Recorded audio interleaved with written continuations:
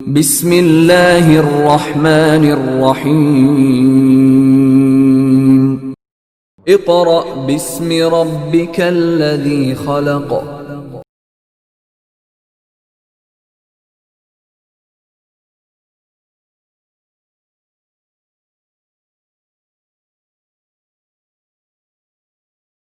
औज़ुबिल्लाहि मिनश्शैतानिर्रजीम। बिस्मिल्लाहिर्रहमानिर्रहीम। मुअज़्ज़ज़ वालिदैन और अज़ीज़ तलबा व तालिबात, अस्सलामु अलैकुम। जैसा कि आप जानते हैं कि तातीलात का जो काम आपको PDF नोट्स में व्हाट्सएप के ज़रिए भेजा गया था, उस तमाम काम की वीडियोस YouTube के चैनल पर अपलोड की जा चुकी हैं। उन तमाम वीडियोस का दुरानिया ज़्यादा है, यानी वो ज़्यादा दौरानिए की बनाई गई हैं ताकि आपको छोटी छोटी वीडियोस ढूंढनी ना पड़े। स्टूडेंट्स, अब इसका ये मतलब नहीं है कि आप वो तमाम वीडियो एक ही मर्तबा में देख लें। आपका बाकायदा वहाँ पर सबक नंबर लिखा हुआ है। आप जानते हैं कि आपको एक दिन में स्कूल में कितना काम करवाया जाता था, उसके मुताबिक आप अपने काम की तकसीम कर लें। आप अपने काम को मुख्तलिफ़ हिस्सों में तकसीम कर लें। जैसे पहले दिन रीडिंग के साथ आपको अल्फाज मायनी करवाए जाते थे। उसके बाद दूसरे दिन आपको सवालात करवाए जाते थे। तीसरे दिन अगर सवालात ज़्यादा हैं तो मज़ीद सवालात हो जाते थे। चौथे दिन आपको आगे किताब का मारूज़ी काम और इमला के अल्फाज जो भी चीज़ें हैं वो करवाई जाती थी। तो आप अपने काम को इसी तरह डिवाइड कर लें और डिवाइड करके आप वीडियो का उतना हिस्सा ही देखें जितना आपने याद करना है या समझना है। तो आप अपनी वीडियोस को खोलने के बाद जितना हिस्सा आपने समझना है आप उसे देखें, सुनें, समझें, फिर उसे याद करें और याद करने के बाद लिखें। इस तरह से आपको कोई मुश्किल भी नहीं होगी और थोड़ा थोड़ा करके आप काम याद करते रहेंगे। इस तरह आपका वक्त भी ज़ाया नहीं होगा और जब तातीलात ख़त्म होंगी तो आपका ये काम मुकम्मल हो चुका होगा, क्योंकि तातीलात ख़त्म होने के बाद हम अपने नए असबाक करेंगे। ये जो काम आपको PDF नोट्स में या आपकी जो वीडियोस अपलोड हो रही हैं इनमें जो भेजा गया है, ये काम आपको स्कूल में दोबारा नहीं करवाया जाएगा। उसकी वजह ये है कि आपको PDF नोट्स भी मिल चुके हैं, आपको वीडियोस भी मिल चुकी हैं, आपको अच्छे तरीके से समझा भी दिया गया है। तो आपने ये छुट्टियां जो आपकी हैं, ये तातीलात जो आपकी चल रही हैं, इनको ज़ाया नहीं करना और काम को साथ साथ में याद करना है। तो चलिए स्टूडेंट्स, हम आज अपना काम शुरू करते हैं। हमारा और ये नया काम है, ये जहन में रखिएगा। जो आपको पहले PDF नोट्स भेजे थे वो आपका काम मुकम्मल हो गया है। अब ये नया काम है और इस नए काम के PDF नोट्स भी आपको भेजे जा चुके हैं और अब ये वीडियोस भी आप तक पहुंच रही हैं। तो हम अपना सबक नंबर 8 शुरू करेंगे, जिसका नाम है मीठे बोल। क्या है? मीठे बोल। और ये एक नज़्म है। अब आप देखिए बेटा, मैंने आपके इस सबक को मुख्तलिफ दिनों में तकसीम कर दिया है, डिवाइड कर दिया है। यानी पहले दिन हम क्या करेंगे? नज़्म आप याद करेंगे, मीठे बोल। पहले दिन का आपका काम क्या है? नज़्म मीठे बोल आपने याद करनी है। अब मैं आपको पढ़ा दूँ। आप सब बच्चे अपनी किताब का सफ़ा नंबर 54 खोलें, पेज नंबर 54 खोलें। आपके हाथ में पेंसिल, रबड़ और शार्पनर होना चाहिए। अगर कोई लफ्ज़ आपको समझ नहीं आ रहा, उसका मायने मैं आपको बताती हूँ, तो आप साथ साथ लिखते जाएं। जी, हमारी नज़्म का नाम है मीठे बोल। मीठे बोल यानी मीठा। आप जानते हैं कि जो आपके मुंह को मीठा कर देता है, आप अगर कोई ऐसी चीज़ खा लेते हैं जिससे आपके मुंह का जायका ख़राब हो जाता है, तो आप फ़ौरन कुछ मीठा ले लेते हैं ताकि आपके मुंह का जायका सही हो जाए। तो मीठे बोल, कि हमें अल्फाज भी ऐसे बोलने चाहिए जो कि मीठे हों, जिससे हमारे मुंह का जायका अच्छा हो जाए। शुरू करें। जब भी बच्चों बोलो तुम, लब अपने जब खोलो तुम, मुँह से निकले मीठे बोल, बोल भी ऐसे के अनमोल। अब यहाँ पे इस नज़्म में क्या बताया जा रहा है कि आप बच्चों को मुखातिब करके हमारे शायर कह रहे हैं कि बच्चों तुम जब भी बात करो, जब भी किसी को मुखातिब करो या जब भी किसी से बातचीत करो, चाहे वो आपके दोस्त हैं, चाहे वो आपके वालिदैन हैं, चाहे वो आपके बहन भाई हैं, रिश्तेदार हैं, तो जब भी उनके साथ बात करो तो अच्छे तरीके से बात करो, खुश इखलाकी से पेश आओ। कि लब अपने जब खोलो तुम, यानी जब आप लब कहते हैं होंठ, लब किसे कहते हैं? होंठ को, कि हम अपने होंठों को जब बोलने के लिए खोलते हैं तो ऐसे बोलना चाहिए जैसे कि हमारे मुंह से मीठे कुछ मिठास निकल रही है, कोई रस निकल रहा है, लोग खुश हो रहे हैं कि इसके बात करने का तरीका बहुत अच्छा है। तो ऐसे हमारे अल्फाज होने चाहिए, ऐसे हमारे बोल होने चाहिए कि लोग खुश हो जाएं और हमारी तारीफ़ करें कि आपने बहुत अच्छे तरीके से बात की है। और हमेशा ऐसी बात करनी चाहिए जो कि कीमती हो। अनमोल का मतलब होता है कीमती, अनमोल कीमती, कि हमें ऐसे अल्फाज इस्तेमाल करने चाहिए जो कि बहुत कीमती हों। फ़ज़ूल अल्फाज का इस्तेमाल या फ़ज़ूल जुमले नहीं बोलने चाहिए। हमेशा ऐसी बात करनी चाहिए जिससे आपको भी फ़ायदा हो और दूसरों को भी फ़ायदा हो और लोग ये कहें कि आप बहुत अच्छे तरीके से बात करते हैं, आपका इखलाक, आपका बात करने का तरीका बहुत अच्छा है। Is it clear? जी, अगला बंद देखें। किसी का उल्टा नाम ना लो, किसी को तुम इल्ज़ाम न दो, तब बदलेगा ये माहौल, जब बोलोगे मीठे बोल।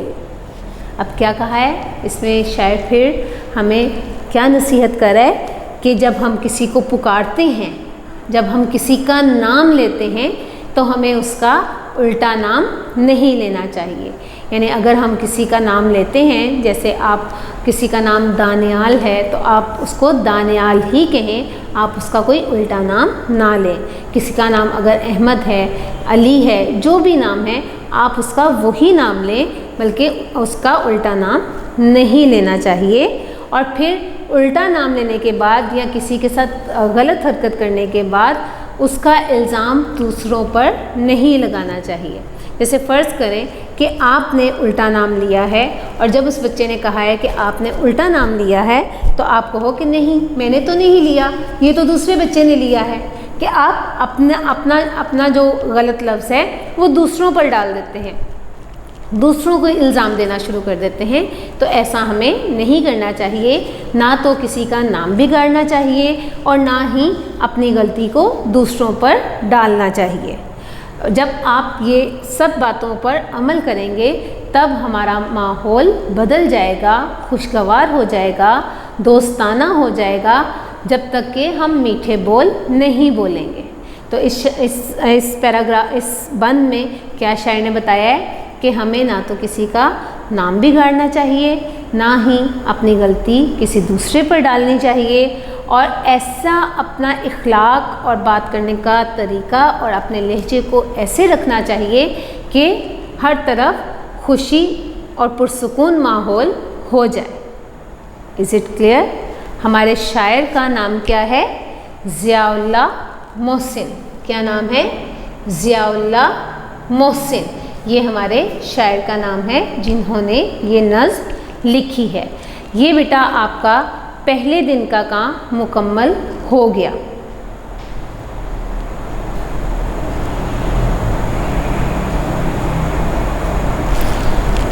जी, दूसरे दिन का काम अब हम देखेंगे। दूसरे दिन आप अपने PDF नोट्स अपने सामने रखें। आपका है काम अल्फाज मुआयने, अल्फाज मुआयने, ये आपके दूसरे दिन का काम है। आपने अपने नोट्स को सामने रखना है। अगर आप ये काम अपनी कॉपियों पर उतार चुके हैं तो बहुत अच्छी बात है। आप उन कॉपियों को सामने रखें और मेरे साथ साथ पढ़ें। लब, लब होंठ, लब किसे कहते हैं? होंठ। अनमोल, कीमती, अनमोल कीमती। माहौल, माहौल किसे कहते हैं? आस पास का इलाका, आस पास का इलाका। इल्ज़ाम, इल्ज़ाम का मायने है तोहमत, बोहतान। इल्ज़ाम का क्या मायने है? तोहमत, बोहतान। ये आपके अल्फाज मायने हो गए जो इस नज़्म से मुतल्लिका हैं। Is it clear? नेक्स्ट हमारा है इमला के अल्फाज। इमला के अल्फाज, तो पहला लफ्ज़ क्या है? बच्चों, बच्चों। अब देखिए छे के ऊपर शद है और ये मैंने आपको पहले भी बताया हुआ है कि शद कब आती है? जब ये हर्फ हमारा पहले हर्फ और आखिरी हर्फ के साथ मिल रहा है, यानी चे बे के साथ भी बोला जा रहा है और चे वौ के साथ भी बोला जा रहा है। तो बच्चों, तो हम चे को 2 मरतबा नहीं लिखेंगे बल्कि 1 मरतबा लिखकर उसके ऊपर शद लगा देंगे।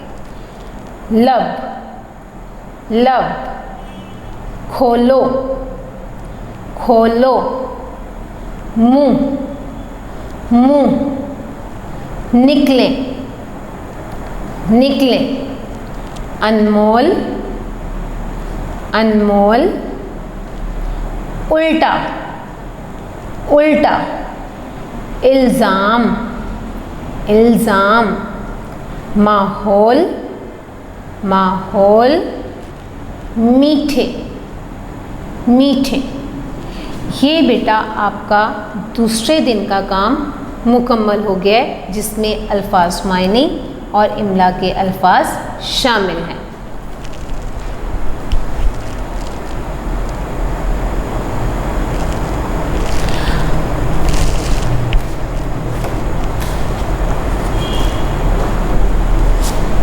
अब आप अपना तीसरे दिन का काम देखें।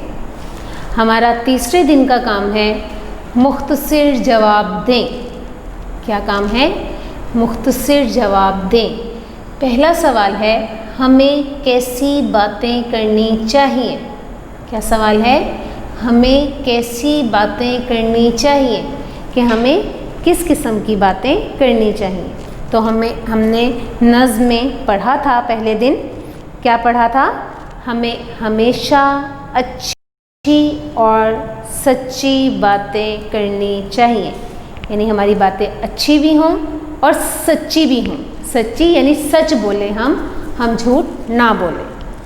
सवाल नंबर 2 है दूसरों का कैसा नाम नहीं लेना चाहिए? क्या है?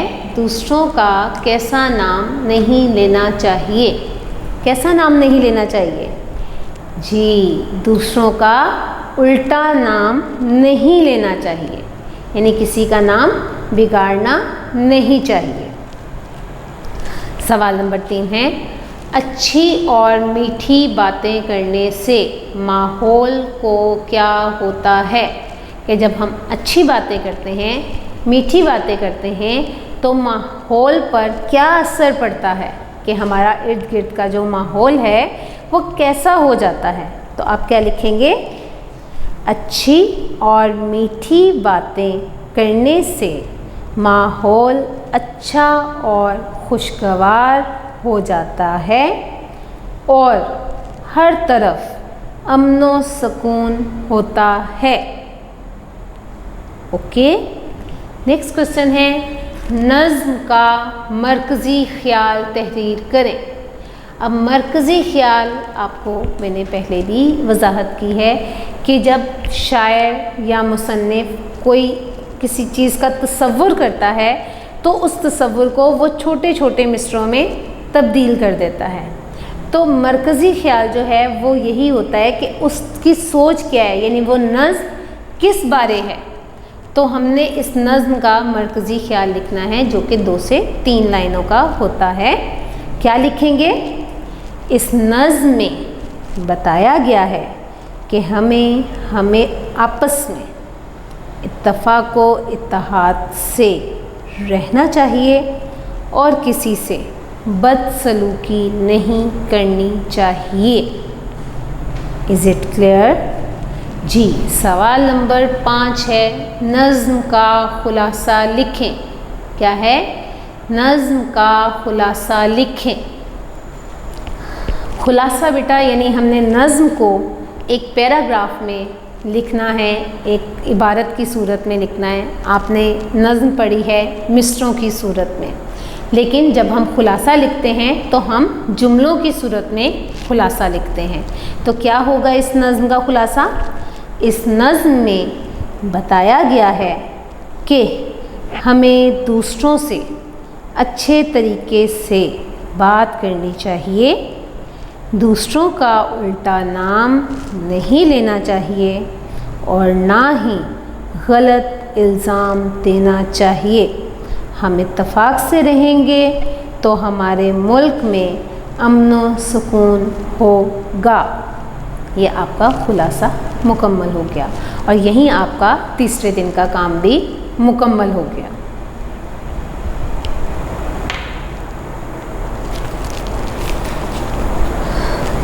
जी स्टूडेंट्स, अब हम अपना चौथे दिन का काम शुरू करेंगे। 4th डे का काम हमारी मश्क है। आप सब बच्चे अपनी किताब का सफ़ा नंबर 55 खोलें, पेज नंबर 55 खोलेंगे। आपका पहला सवाल है, दुरुस्त लफ्ज़ के गिर्द दायरा बनाएं। क्या है? दुरुस्त लफ्ज़ के गिर्द दायरा बनाएं कि ये 3 तरह के लफ्ज़ लिखे हुए हैं, इनमें से जो दुरुस्त लफ्ज़ होगा उसके गिर्द आपने दायरा बनाना है। तो पहला है मुँह, मुँह और मुँह। तो क्या सही है? हमने नज़्म में पढ़ा था मुँह। इल्ज़ाम, इल्ज़ाम और इल्ज़ाम। अब यहाँ ये आ गया, यहाँ आइन आ गया, जो कि गलत है। अलिफ के नीचे ज़ेर आती है और ये इल्ज़ाम इस तरह से लिखा जाता है, तो हमने इसे सर्कल कर देना है। नेक्स्ट है माहौल। तो हमारा ये पहले वाला जो लफ्ज़ है वो ही दुरुस्त है, ना तो गोल हे से होता है और ना दो चश्मी हे से होता है। हमारे हलवे वाले हे से माहौल होता है। ठीक है। अब नेक्स्ट है मठिए, मीठे और मिठे। तो हमारा मीठे ठीक है, हमारा सेकंड वाला दुरुस्त है। Is it clear? यानी पहले में मुँह ये वाला ठीक है, दूसरा इल्ज़ाम ये वाला ठीक है, माहौल ये वाला ठीक है और मीठे ये वाला ठीक है। अब नेक्स्ट आप अपना सवाल नंबर 2 देखेंगे। अल्फाज को दुरुस्त तरतीब देकर मिसरे मुकम्मल करें। यानी ये मिसरे आगे पीछे हो चुके हैं, आपने तरतीब दुरुस्त करनी है और ये मिसरे दोबारा लिखने हैं। पहला है बच्चों बोलो तुम जब भी। अब चूँकि आपने नज़्म ज़ुबानी याद की हुई है तो आपको याद होगा कि आपने कैसे इसको पढ़ा था। तो क्या है दुरुस्त? क्या है? जब भी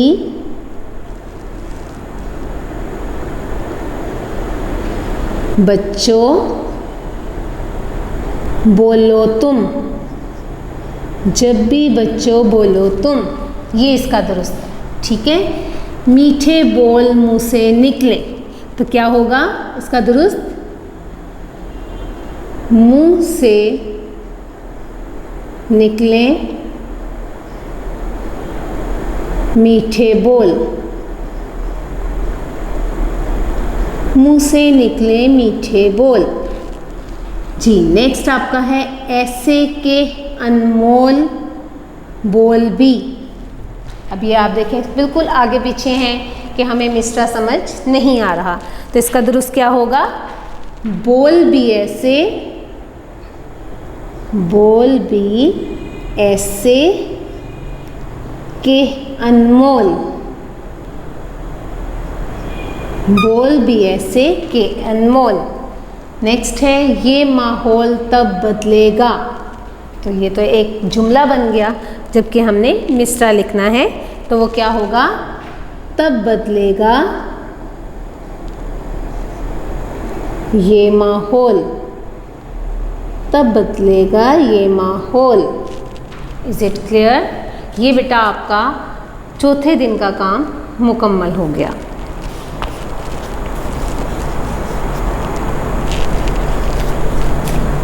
जी, अब हम अपना 5वें दिन का काम शुरू करेंगे, जो कि आपकी किताब के सफ़ा नंबर 56 पर मौजूद है।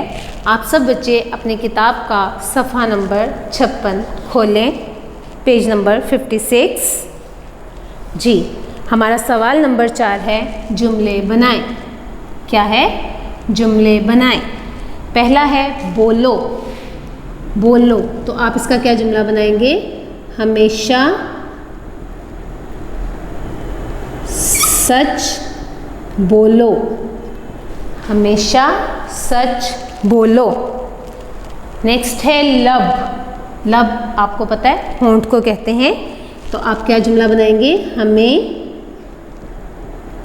हमेशा बोलने के हमेशा सच बोलने के लिए लब खोलने चाहिए। खोलने चाहिए। हमें हमेशा सच बोलने के लिए लब खोलने चाहिए। नेक्स्ट है मीठे। क्या है? मीठे। तो क्या आप लिखेंगे? मुंह से मीठे बोलने चाहिए, कि हमें हमेशा अपने होंठों से अच्छा बोलना चाहिए। नेक्स्ट है उल्टा। तो क्या बनाएंगे? किसी का उल्टा नाम नहीं लेना चाहिए, कि हमें कभी भी किसी का उल्टा नाम नहीं लेना चाहिए। जी, नेक्स्ट है इल्ज़ाम। इल्ज़ाम, तो आप क्या बनाएंगे? हमें बिला वजह किसी पर इल्ज़ाम नहीं लगाना चाहिए। नहीं लगाना चाहिए। क्या है? मैं जुमले एक मरतबा दोबारा रिपीट करने लगी हूँ, सुने। पहला है बोलो। हमेशा सच बोलो। लब, हमें हमेशा सच बोलने के लिए लब खोलने चाहिए। मीठे, मुंह से मीठे बोल बोलने चाहिए। उल्टा, किसी का उल्टा नाम नहीं लेना चाहिए। इल्ज़ाम, हमें बिला वजह किसी पर इल्ज़ाम नहीं लगाना चाहिए। ये आपका 5वें दिन का काम मुकम्मल हो गया है, यानी ये आपकी नज़्म जो है वो 5 दिन में मुकम्मल हो जाएगी।